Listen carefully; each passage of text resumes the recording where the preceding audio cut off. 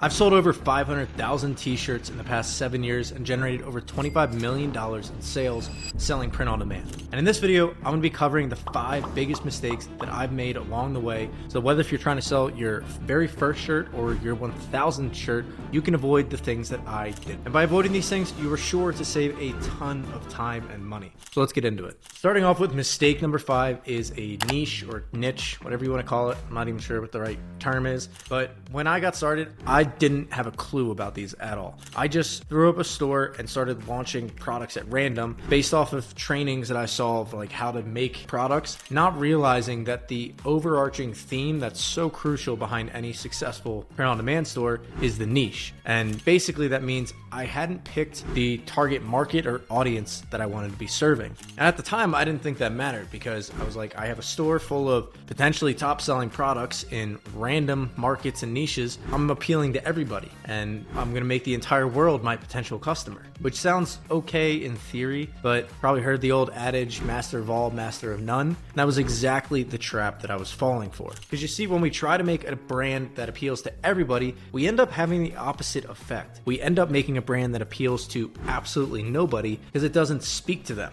It doesn't scream out to people that you are our target customer. You are our ideal customer. Come shop with us. We know who you are and like what you stand for. And after months and months of low conversion rates and unprofitable ads, it finally clicked that we needed to choose a niche. And not just a niche, we had to build a brand within that niche. We had to build a store that stood for something more than just selling products. And this realization led me and my partner to launch one of our very first successful stores called Yoga Stay. And that was a print-on-demand apparel brand for yoga lovers in particular. So over the course of the next couple of months, we went from a store that had generic products across the board with no real topic or reasoning behind them to a hyper-focused yoga apparel store that was specifically built for people who love yoga, and they could find all kinds of sayings and fun graphics, and basically the entire store was built around the ideal persona of somebody who is an avid yogi, which pivoting to a more specific niche was a huge win for us. Don't get me wrong, but then we fell into mistake number 4's trap, which was not enough volume.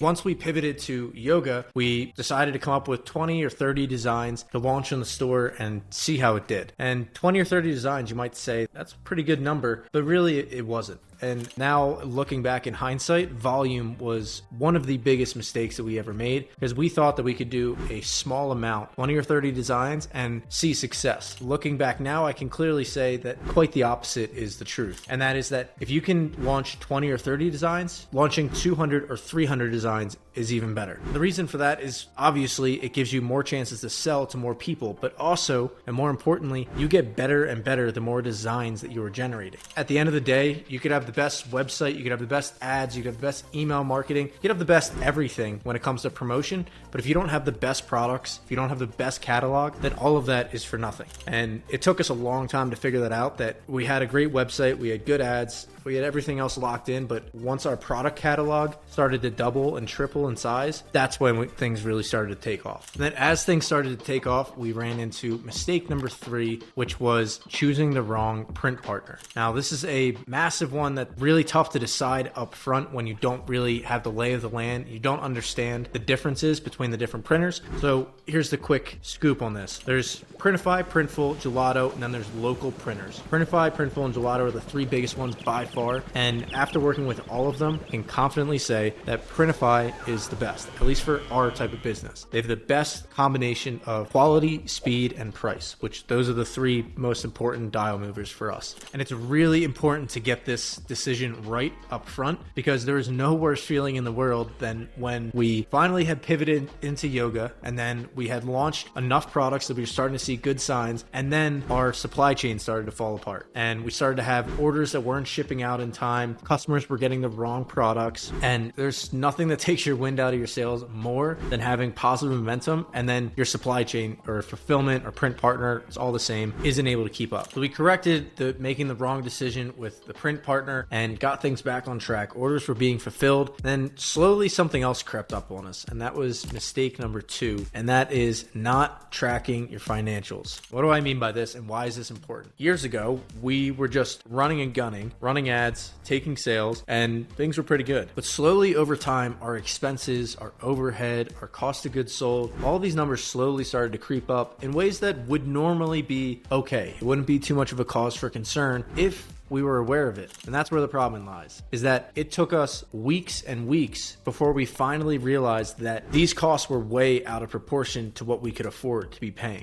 Now, the good news, bad news of the whole thing is that this was a very simple problem to solve if we had been doing it. It's like your taxes or bookkeeping. It's very easy if you do it like month by month, a little by little, but it becomes a big problem when you wait till the very end of the year. Or like a school project or like a project at work. Very easy if you have 3 months to do the project. If you do it little by little every week, it's much harder if you wait until the day before it's due to do everything. And that's essentially what we were doing, but with our finances. And the lesson we learned is we need to run 2 financial statements. Number 1 is the profit and loss statement, and number 2 is the balance sheet. I've done in-depth videos on these, and there's more in-depth training in the school group that you can join for free by clicking the link below. But long story short is the P&L shows you how much money you are making or losing on a daily basis. Then your balance sheet shows you the current balances in all of your accounts. The reason that you want to run both of these simultaneously, one without the other is nowhere near as effective as the 2 of them combined, is because you run the 2 simultaneously and then you compare the results. And in theory, if your finances are adding up the way that they should, the amount difference at the bottom of your P&L should be how much your balance sheet goes up or down each day. Because the balance sheet is your current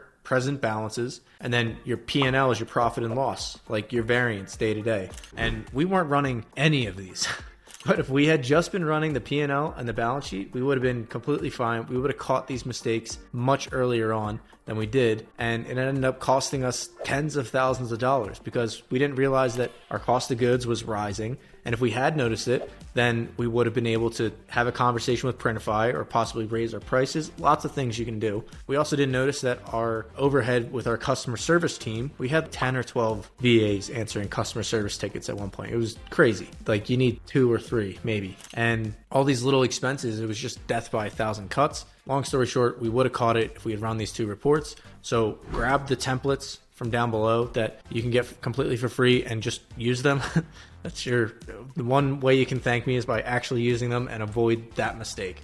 It's one of the most painful ones. Now that brings us to honestly the most painful mistake of all time. Mistake number 1 was not running Google and email ads. Let me explain. Google and email is if you have a big pile of money on the table, Google and email is your ability to walk up to that table with a wheelbarrow and just start shoveling money on the table into the wheelbarrow, and then you just walk away with it.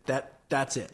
We weren't doing any of that. We saw the money sitting on the table, but didn't know about how effective Google ads were or how effective like email retargeting was. And we were just leaving ungodly amounts of money on the table. At least a ton of money to us, like hundreds of thousands of dollars in potential profit that we left on the table from the early years because we just weren't running any Google or hardly any email marketing. Now, what am I talking about? What are Google ads and email like retargeting flows and why are they so effective? Well, the first thing to understand is that they are only as effective as the amount of traffic that you're driving to your store, which in our case, we were driving a ton of Facebook traffic to the site. And when you drive a ton of traffic to a website, you are given the ability to build up what's called a retargeting audience. A retargeting audience, beautiful thing when you use it, is a group of people who, if you picture you have a brick and mortar store, those people walked in, showed interest in your products, then for whatever reason, they walked out and decided not to buy. But the cool thing that you can do in a digital store that you can't do in a brick and mortar store is like in Star Wars, where they throw one of those trackers on a ship as it's about to get away, then they're able to follow them all around space, the galaxy, whatever. You can do that same thing with people who come to your website. You can throw a little tracker on them, their cookies, or pixel them, and then you're able to follow them all around the internet. Why are you running? Why are you running?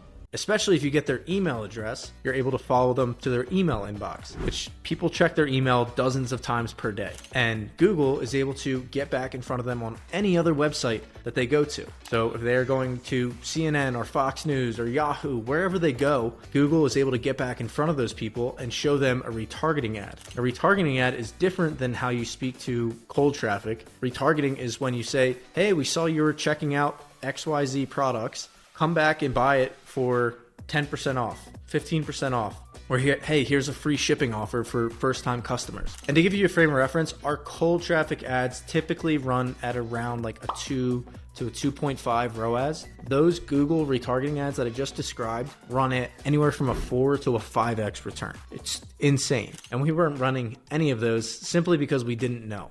So now, lesson that you can learn from this mistake is, number one, set up your email flows, which you can learn how to do both of these things by joining the free school group. I'm not going to get into specifics here, but run low budget search ads on Google, number one. And number two, set up your email flows in a Klaviyo account. Your welcome flow, your pre-arrival flow, your customer feedback flow, your cross sells. There's 12 different flows that we run, and they just print money consistently for us. You set them up one time and they run for forever, and you never have to touch them again unless you want to optimize them a little bit. And it just, you basically are building their wheelbarrow to be able to walk up to the table that's just filled with money and just pull it off. That's why it's the most painful. We left a ton of money on the table, but now you don't have to. Those are the 5 biggest mistakes that I made in my journey to selling 500,000 t-shirts over the past 7 years. If you want to learn more about how to build a print-on-demand business on Shopify, then click the link below to join the free school group. We're in there with free courses, giving feedback on your stores, all kinds of fun stuff. Again, it's completely free, so click the link below, and I'll see you there.